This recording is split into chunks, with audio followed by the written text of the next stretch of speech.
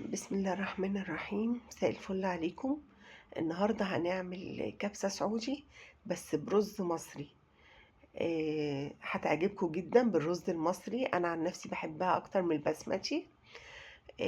على ما اعتقد يا جماعة ان الكبسة دي عشان وصفة سعودي، فهناك في رز بسمتي فبتتعمل برز بسمتي، لكن احنا لما نجود ونعملها بالرز المصري بتاعنا. انا بحبها جدا بالرز المصري بتاعنا. هنبتدي مع بعض. عايزه اقول لكم بس ان انا قبل ما نبتدي يا ريت بس ان بفكركم بالاشتراك في القناه واللايك والشير، من فضلكم نفعل الجرس. هنا عايزه اقول لكم معلومه، بس الكبسه بيبقى فيها مكونات كتير ممكن تلزق في تحت، فعلشان كده انا بفضل ساعتها ان انا اعمل في حله الومنيوم. جرانيت، تيفال، الكلام ده كله، سيراميك، كل ده ممكن يلزق تحت ويحروق معاكي الدنيا، لكن الالومنيوم بيستحمل اكتر. فعشان كده احنا هنعملها. الحلة الالومنيوم دي انا سايباها دايما للمحاشي والحاجات الرز والحاجات اللي شبه كده يعني، لكن مش بطبخ فيها. هنا معانا حتة لحمة عكوة، هي خدت مني سوا شوية يا جماعة. احنا هننزل بعد السمنة ما سخنت كده نديها صدمة. انا عايزاها تاخد لون من الجنبين. زي ما قلت لكم، الوصفة دي سعودي، وعلشان كده بتتعمل برز بسمتي، علشان الرز بتاعهم هو البسمتي. بس لما جربتها كذا مرة بالرز البلدي بتاعنا، حلو جدا يا جماعة، حلو جدا بجد. كمان دلوقتي أسعار الرز البسمتي، يعني عشان تجيبي برطمان ب150 جنيه، لا ماله كيس الرز أبو 30 جنيه، حلو قوي كده. تمام. لا والله يا جماعة، مش بتكلم في مسألة فلوس. الموضوع فعلا ان الرز البسمتي في الوصفة دي ممكن يتعمل في المطاعم وكده، لكن في البيت بتبقى بالرز البلدي احلى. تمام. للأمانة يعني، هنا بصوا شوية التحمير اللي تحت دول هم اللي في الآخر بيدوا للوصفة طعم حلو قوي. احنا هنفضل نروح ونيجي مع اللحمة، نحركها كده لحد ما تاخد وش من الجنبين. جربوها بالرز البلدي وبجد هتدعولي، حلو جدا. انتي بس خدي بالك علشان ما تحطيش كمية مية كتير فتعجني الرز. ماشي. حلوة حلوة جدا. وكله في حلة واحدة وجنبها شوية مخلل. هنا السمنة طرطشت عليا. ادي اللون اللي انا عايزة اخده يا جماعة اهو. هننزل عليه ببصلاية كبيرة متقطعة عادي، مكعبات صغيرة. كل ده هيدوب مش هيبان، لان فعلا اللحمة اخدت سوا كتير، فكل ده الحاجات دي هتدوب معاه وهتبقى مجرد صوص يعني. تشويحة كده. هنحط فصين توم بس كفاية يديها ريحة، مش عايزة اكتر من كده، انا عايزة فصين بس يدوها ريحة. هنحط بشر طماطمتين. هي الوصفة السعودي كده بيتحط عليها طماطم، بشر طماطم او طماطم معصورة. انا هحط بشر بس. تمام. بتحط معاه فلفل اخضر، حبه فلفل الوان، حبه جزر مبشور، بس انا بصراحه ما حطيتش الكلام ده كله.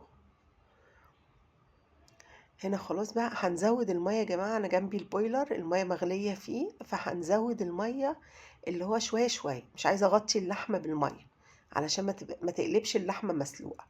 كل ما احس ان هي لسه ما استوتش، ادي فصين توم بالعدد بس، لان في ناس ما بتحبش التوم، والوصفه دي يعني ما بتبقاش محتاجه توم كتير، احنا بس بنطلع الريحه الحلوه من الوصفه. تمام. هنشوحهم كده مع بعض، ونحط بشر طماطمتين تلاتة لو الطماطم صغيرة عندك. انا هنا عاملة كمية عشان برضو كان عندي ناس ما شاء الله، عشان كده انا هحط بشر 3 طماطمات. هنا برضو زي ما بقول لكم هفضل اخد ودي معاها كده مع البصل. انت ممكن تشوفي حتة لحمة بقى طرية ما بتاخدش سوا. هي مش محببة يعني ان احنا نسلق اللحمة بره، هي لازم تتعمل كده، فلازم نشوف حتة لحمة من اللي ما بتاخدش سوا. تمام. ادي الطماطم هناخدها كده مع بعض تشويحتين. حلو قوي لحد كده، تشويحتين كده. وهنحط عليها بقى المية المغلية، ما نزودش مية باردة حبايبي من الحنفية، ما نزودش، ما ينفعش ميه بارده، اللحمه هتجرمز منك، ولو هي مش بتستوي قراط هتبقى مش بتستوي 24. دي معلقه سكر صغيره، مش ملح طبعا، علشان تسرع معايا عمليه السوى بتاعه اللحمه. تمام. بصوا، هو ده بقى الشكل اللي بقول لكم عليه، ان الحله الالومنيوم مش بتلزق، ومش هتحتاج ان انا احكحك فيها بالمعلقه الستانلس دي. معايا ايه بقى؟ معايا لومي، اللي هو الليمون المجفف. حطي اي حاجه عندك، هو اللي بيديها الطعم في الاخر. دول عيدين قرفه خشب، اللي بيديها الطعم في الاخر هي معلقه الكاري، اللي بيديها طعم المحلات بره.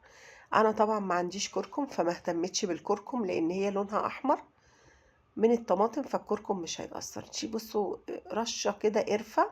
عندك عودين اللي هو المسمار، قرنفل مسمار، حطي، ما تحطيش ناعم، حطي بس اللي هو ده. دي بصل باودر، عندك توم باودر حطي. لوري وحبهان، جوز الطيب. الحاجات دي كلها يا جماعة، وزي ما قلت لكم اللي هيديها الطعم هي معلقة الكاري. احنا بس البهارات دي حتى واحنا بنقدمها ما بنشيلش البهارات دي كلها منها. دي معلقة كاري. هي عندك بهارات كبسة، حطي بهارات كبسة، دي هتديها الطعم اللي بناكله بره في المطاعم، او في واحد خطاب او هاني او الحتت دي، هيديكي نفس الطعم. الكركم بيدي لون بس ما بيديش طعم. حبهان هنكسره، لازم نكسره، وده مكعب مرقة بس، مش هحط اكتر من كده. الفلفل الاسمر، الملح في الاخر خالص طبعا لما احس ان اللحمه استوت. معايا قرن فلفل حامي، هرميه فيها في النص كده، وابقى اشيله قبل ما ارمي الرز يعني. هشيله قبل ما احط الرز لانه هيتهري. ادوا شايفين برضه اهو، مش عايزينها تلزق عشان ما تحرقش وتعمل طعم الشياط. اهو يا جماعه، بصوا الميه انا زودت دي ميه مغليه، بصوا حبه قد ايه. ومع بعض بقى واحده واحده لحد ما نشوف هتستوي امتى. يعني احيانا بنعملها في حلة الضغط، ما بتاخدش السوا ده كله في حلة الضغط، بس انا حبيت ان انا اعملها كده قدامكم. نغطي بقى يعني، بص كل شوية نطلع نقلب ونشوفها محتاجة مية. زي ما قلت لكم هي خدت معايا وقت في السوا، فانت حاولي لما تعمليها جيبي حتة لحمة طرية، يعني موزة الكلام ده كله. ويا ريت لو سمينة شوية، يعني عارفة لما تبقى سمينة شوية في الوصفة دي بتبقى حلوة قوي. هنزود برضو المية مغلية لحد ما تبتدي تستوي معانا. معايا انا كيس رز كيلو، هحطه على الكمية دي. الحلة دي مش صغيرة. تمام. هي لسه كل دوت لسه ما استوتش معانا. انا بوريكم بس ان هي كل شوية هنبتدي نزود مية مغلية، وما نغطيش اللحمة علشان ما تبقاش لحمة مسلوقة. هنا ابتدت يعني ان هي تستوي معايا. انتي وصي الجزار بتاعك، قولي له انا احطها في الكبسة او المندي، هيديكي حتة طرية. الموزة بتبقى حلوة، بيبقى فيها جيلاتين كده. الوصفة دي يا جماعة بتحب اللحمة الضاني. هنا ده كيس رز مغسول اهو، رز بلدي معانا، مش احلى من الرز المصري بتاعنا يا جماعة. طعمه بيبقى رهيب، يعني لما تعمليه حلو كده وتظبطيه بيبقى طعمه رهيب. انا عن نفسي مش بعز البسمتي يعني.